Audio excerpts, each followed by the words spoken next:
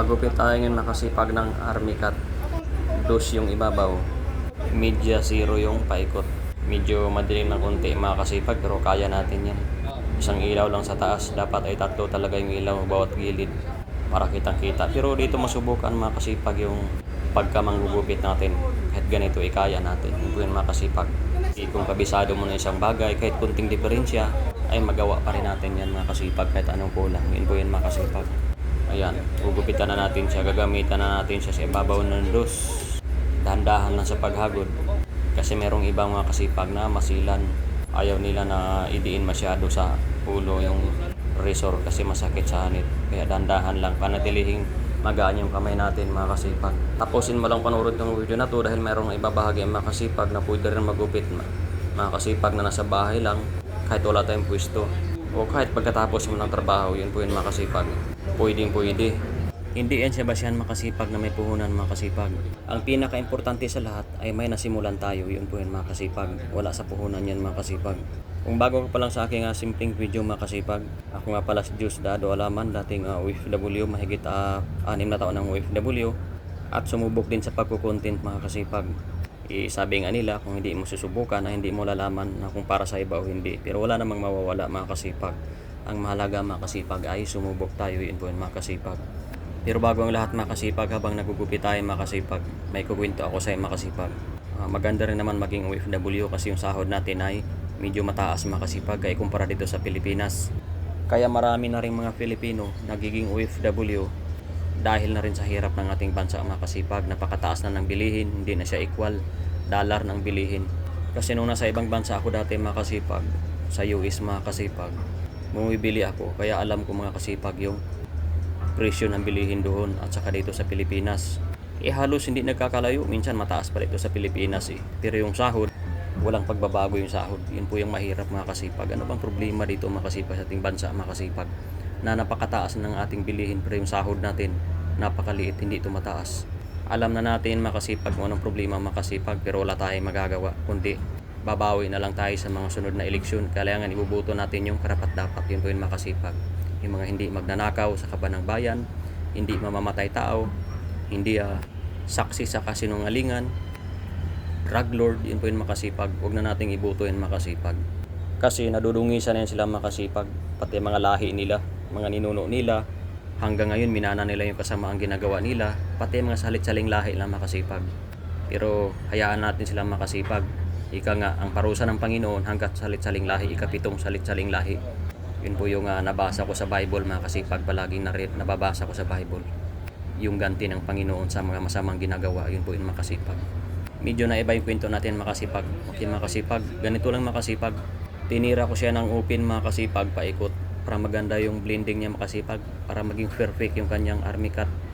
Yan, ginaganyan ko siya, tinira ko siya ng open nga kasipag paikot, open lever sabay media para mag-blending sabay zero sa baba. Yun po yung makasipag. Ganun lang magupit makasipag at panatilihing magaan yung kamay makasipag para yung customer natin pabalik-balik, kumbaga para silang minamassage sa dandahan. Yun po yung makasipag. Ganyan lang makasipag, paikot makasipag. Maraming klase sa Army Cut makasipag. Mayroong flat top Army Cut, mayroong pro cut Army Cut, mayroong bullet Army Cut.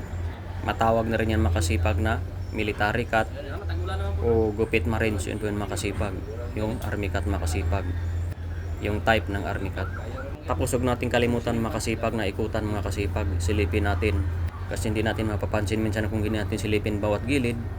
Mayroong kunting kurba o gabuhok mga kasipag, kaya ikutan natin para maging perfect yan makasipag.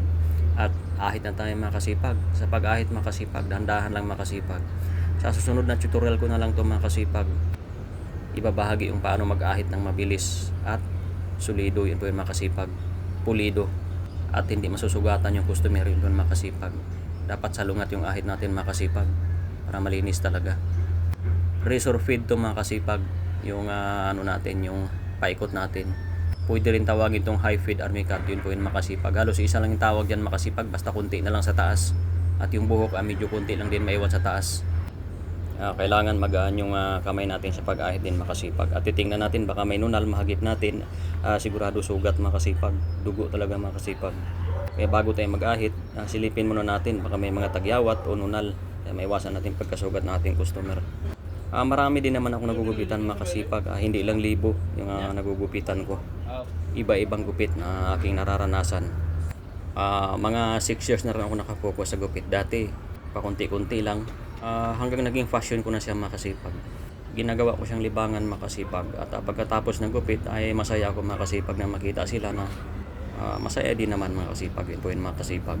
Kailangan ay komportable yung atong customer sa gupit at masaya din sila. Yun po yun mga kasipag. Ayan na, nakikita na natin yung kanyang forma mga kasipag. Pero kulang pa yan sa finishing mga kasipag para mas maganda siya tingnan.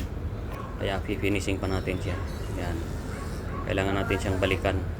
Purpose nito para yung mga may sobra hindi natin makikita ay ma-check natin at makasigurado tayo na mapuputol yung buhin mga kasipag. Yung mga naligaw na buhok, yung buhin mga kasipag.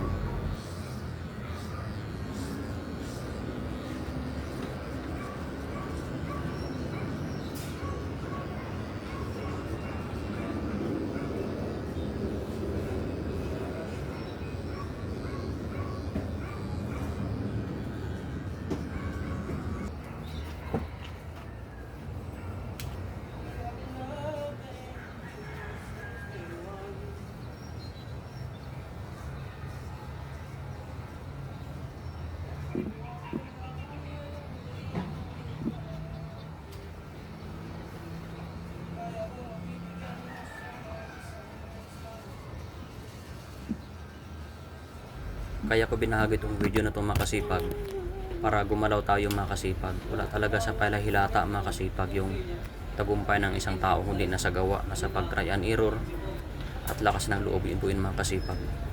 Wala pa akong magandang kamera mga kasipag kumbaga yung sa akin nakaw-nakaw lang itong mga kasipag na record para maipapakita ko mga kasipag na masipag talaga. Yun po yun mga kasipag.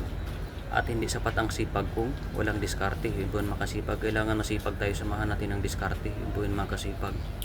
Medyo madilim mga kasipag pero nakaya natin siya mga kasipag. Alas 7 na ng gabi to. Isa lang yung ilaw sa taas. Yun po yun mga kasipag. Minsan ginamitan ko siya ng flashlight mga kasipag ng cellphone para ma-check talaga paikot. Yun po yun mga kasipag. Pagkatapos ganun lang. Tapos na mga kasipag. Yun po yun mga kasipag.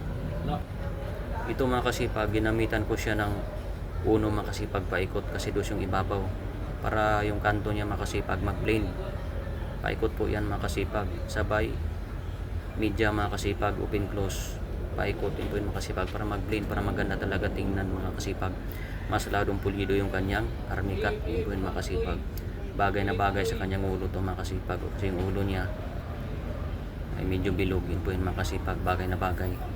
Yung binipitan natin makasipag ay taga Davao to makasipag. Okay lang sa kanya na videohan. Yun po yung makasipag. Kaya hindi tayo pwede mag-video din kung hindi pumayag yung customer. Kung okay naman sa kanya ay pwede. Yun po yung makasipag. Wala naman ding mawawala. Wala namang problema. Yun po yung makasipag. Siya nga pala makasipag. Mayroon tayong group makasipag sa OFW Masipag. Welcome kay lahat dito makasipag na mag-post makasipag ng iyong mga experience o galing makasipag o karanasan trabaho o success. Yun po yung makasipag. Kung ikaw man ay isang OFW o dating OFW, yun po yung makasipag. Mag-post na rin kayo dito makasipag sa ating group. Kasi samahan ito makasipag at tulungan. Yun po yung makasipag. Kung nahihiya kayong i-post sa wall nyo, pwede nyo i-post dito makasipag sa ating group. Para makita rin makasipag ng karamihan. At mayroon silang mapupulot. Yun po yung makasipag. Na nasa action talaga, nasa execution talaga ang tagumpay ng isang tao. Wala talaga sa pangarap lang. Ayun po yun makasipag, malapit na matapos makasipag. Nakita na natin, maganda na, nabiblend na yung kanyang gilid makasipag. Yan, ang ganda ng pagka-blend ng kanyang gilid makasipag. Kailangan para natin silipin makasipag. Huwag tayong kumpiyansa, yun po yun makasipag.